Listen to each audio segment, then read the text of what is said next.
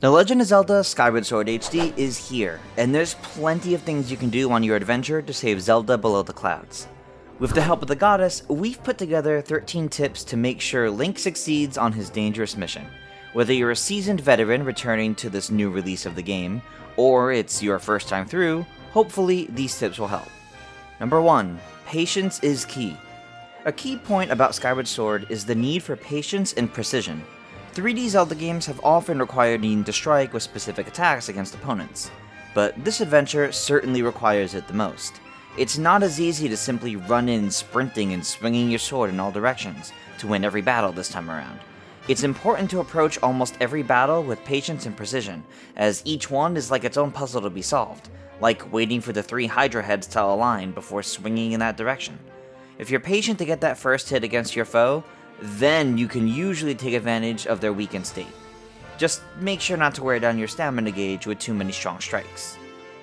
Number 2. Hidden sword maneuvers. Speaking of strong strikes, let's talk a bit about the sword. While the sparring hall will tutorialize you on the basic slashes, stabs, and sword spin, there's actually even more you can do. While swinging both the Joy-Con at the same time horizontally will trigger a sword spin, doing so vertically will trigger a vertical spin. This flip will be a back flip as swinging up, and a front flip as swinging down, with both using a bunch of stamina just like the sword spin, so use it wisely.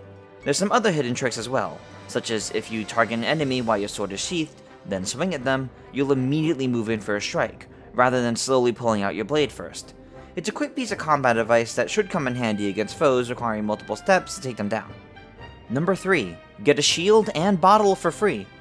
Early in the game, several NPCs around the Knights Academy will recommend you go buy a shield in the bazaar.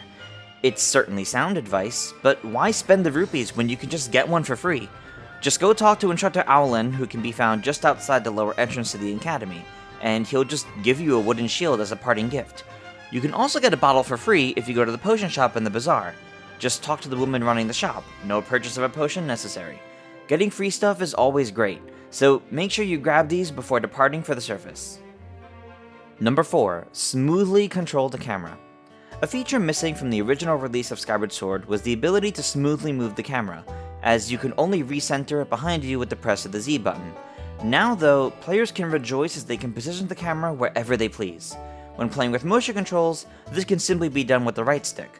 But since that is mapped to the sword when playing with button controls, you'll have to hold down the L button first, then move the right stick. Unfortunately, the camera can't be moved while sprinting or flying. It is really nice to have the smooth camera movement in Skyward Sword, and honestly, it lets one better appreciate the world too. Number 5. Be ready to press Y. A bit of an oddity with Skyward Sword HD is how its motion controls attempt to predict where you're pointing.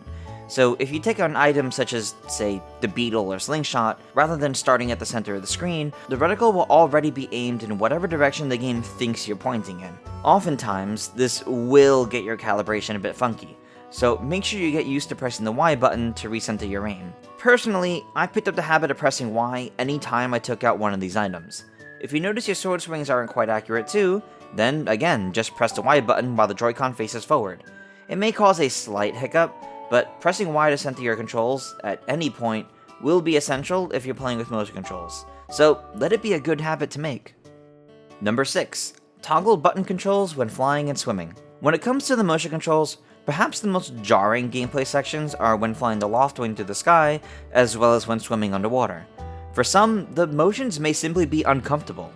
Thankfully, you can access options anytime from the menu by pressing the minus button. If you swap to button controls for these sections, particularly during extended segments like collecting those pesky tad tones, you'll find the controls to be much more comfortable in these segments. If only we can mix and match. Number 7. Goddess Wall Secrets. After obtaining the Goddess Heart, the game will tutorialize you on Gossip Stones, but only really mention the Goddess Walls. These are walls that have blessed butterflies nearby, and playing the harp will make a symbol appear on the wall. Charging up a Skyward Strike, then standing before the symbol, allows the player to draw within the newly formed rectangle. You can earn some helpful rewards from these walls.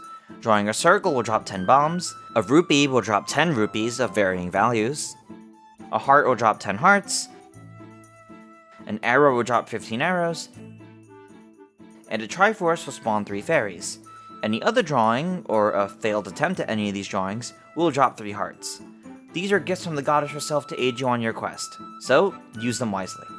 Number 8. Sleep in any bed. Skyloft, as well as some of the other islands in the sky, changes quite a bit at night, including opening several side quests that aren't available anytime during the day. As we see from the beginning of the game, Link is just a sleepy boy that needs his rest, but he doesn't need to sleep in his own bed. So rather than making your way back to Link's room in the academy anytime you want to progress tonight, drop by a stranger's instead. Any will do, even the super dusty bed at Pippet's house, or this rather uncomfortable looking bed in Beetle's shop. Using other beds will be vital to solving some quests on other islands as well, since Loftwings won't fly at night. Plus, sleeping will fully restore your hearts. No wonder Link is such a sleepyhead. Number 9. Use stools to regain health. Speaking of restoring hearts, there's another way to regain health: sitting. Whether it's a random stool found on your adventure, including in some dungeons, or a bench in Skyloft, Link can sit down for a quick break, which will slowly restore his health. It's a helpful way to heal without needing to rely on red potions or fairies if there are no heart plants nearby. Number 10. Don't rely on autosave. While Skyward Sword HD introduces an autosave feature, which is super useful, it's not recommended to simply rely on it either. The game autosaves anytime you approach a bird statue, as well as anytime you load into a new area. This could be as simple as walking through a door, or as big as entering or leaving a dungeon. The game autosaves a lot, and if you're only relying on that, you may end up in a worse position than where you might be had you saved somewhere nearby before you died, especially in temples. While you certainly won't need to stop at every single bird statue you pass and save, don't ignore them because of the autosave if you find yourself in a tricky spot. Number 11. Take the Imprisoned on from above. Next up is a tip about the most iconic boss of Skyward Sword, the Imprisoned. If you're new to Skyward Sword and don't want spoilers on the Imprisoned, feel free to skip ahead to the next tip using the timestamps. Still with us? Alright. So the Imprisoned becomes more difficult with each battle. It can be tedious and repetitive, but there's multiple ways to take him out. You don't need to hack and slash all of his toes away to make him fall over all the time. If you end up above him, whether from getting a level higher or going down to the burst of air at the center of the sealed grounds, you can land on top of the Imprisoned and just strike the spike down into his head. It speeds up the battle a lot, though you'll have to be careful. He can shake you off. After the first battle, it's highly recommended to make sure to stun the Imprisoned with the Gruzinator as well.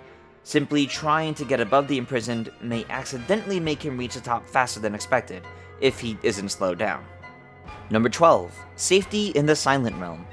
If you find yourself in danger in the Silent Realm, chased by guardians and other enemies as you take on trials, make your way back to the entrance. It's a safe place to take a break, and it will reset the enemy positions. Number 13. Seek advice if you're stuck. Say what you will about everything Fi has to say in Skyward Sword, but she can offer some genuinely helpful advice.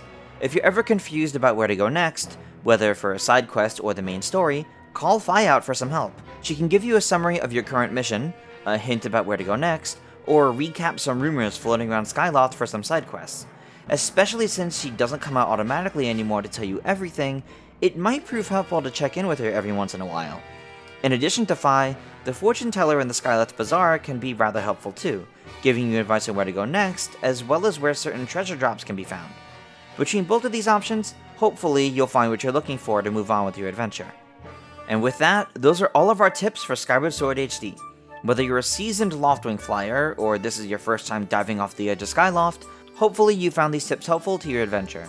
Let us know your thoughts down below, as well as if you have any additional tips or players that we didn't touch upon here. With that, thank you all so much for watching. Make sure to subscribe to GameXplain for plenty more on The Legend of Zelda, Skyward Sword HD, and other things gaming as well. Check out the videos on the right for more content you might be interested in. Until next time, farewell.